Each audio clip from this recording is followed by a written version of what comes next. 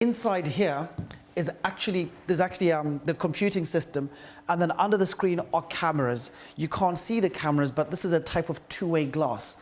The cameras are what the car is able to use to see when it looks out into the world. So we use computer vision using cameras and sensors only. Hello, my name is William. I'm the founder of the Academy of Robotics. We are an autonomous vehicle maker, and our product is called Kargo. So we're in a company called Pilgrim Motorsport. They are our project partners, and we've been working with them for over a year, well, nearly 3 years now. So here in this building, cars are made from raw metal to a fully functional vehicle. Kargo is a self-driving delivery vehicle. Maybe think of it this way. If you bought something online, we make it so that an autonomous vehicle is able to drive itself to your house and deliver the package. So over here is our impossible bit of engineering. So how the wheels turn is this stays straight, but the wheels turn inside. So if you keep an eye on that bit over there, you'll actually see the wheels turn, and they'll do a complete revolution.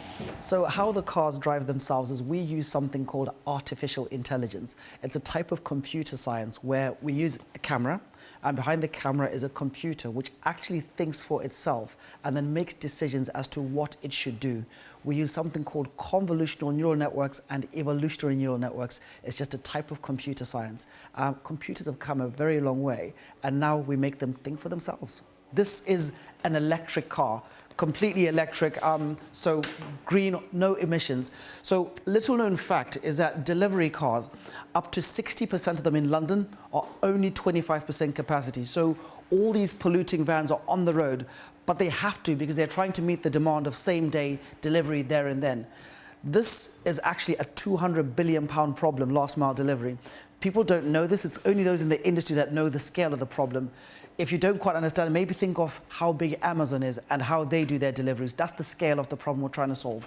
So how the cars drive themselves is we use something called artificial intelligence. It's a type of computer science where we use a camera, and behind the camera is a computer which actually thinks for itself and then makes decisions as to what it should do. We use something called convolutional neural networks and evolutionary neural networks. It's just a type of computer science. Computers have come a very long way, and now we make them think for themselves. So if you come around this way,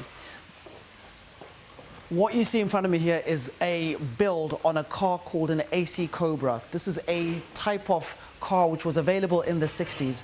So this metal was all engineered here. There's a welding room in the other room where they literally built the chassis, and the chaps then begin to assemble the car. In this version, you can see some of the brake lines, all this, all being done here. The next stage is we got onto something like this. This is the sort of final version where the body's put on. So I've been an entrepreneur for several years, maybe about 13 years now. And I started when I was 19, where I started a small company, which was in domain registration. It did okay, and someone wanted to buy it, and that was acquired. Not long after, I did another startup, which I took to BBC's Dragon's Den. They hated it. However, it ended up licensing to 11 countries until someone bought that one as well. And then more recently, I had another startup called My City Venue, which was acquired by the UK holiday company Secret Escapes in 2015.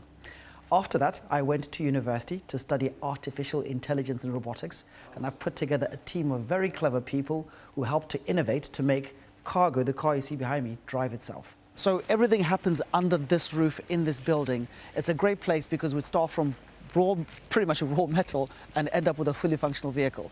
If you follow me this way. So as an entrepreneur, for me, it's all about solving problems. I have never gone into it thinking I need to make X amount of money or Y amount of money. It's always about what is the problem we're trying to solve and how can we solve it. And after we've solved that problem, I feel my job is done. And that's often when we find a buyer and the company is acquired, or buyers often just come to us and they think, that's a really good solution. Can we have it, please? And they pay a bunch of money, and that's an acquisition. So over here is our impossible bit of engineering. So how the wheels turn is this stays straight, but the wheels turn inside. So if you keep an eye on that bit over there, you'll actually see the wheels turn, and they'll do a complete revolution. So there are many ways to make these cars safe. One of the simple ways is that Every car has got a ring of sensors around it where it is designed to know to not ever hit anything. This is whether the car is controlled by the artificial intelligence or not. The ring of sensors is kind of like a safety force field. Those are a few of the many safety layers that we put to make sure that the cars are safe on the road. Safety is very important, but this is very mature science in that the cars really can see when they drive, and they can see better than us. I suppose one of the really important things to say is this is the result of very, very good teamwork. I could not have done this myself. I didn't sit and sketch this all myself. We've got a really excellent team of really smart people. Our lead designer used to work at McLaren as an engineer, as a designer there, and these are some of the sketches he worked on the screen to finally produce this car. Our lead scientist, he's got over 70 publications in the autonomous vehicle space.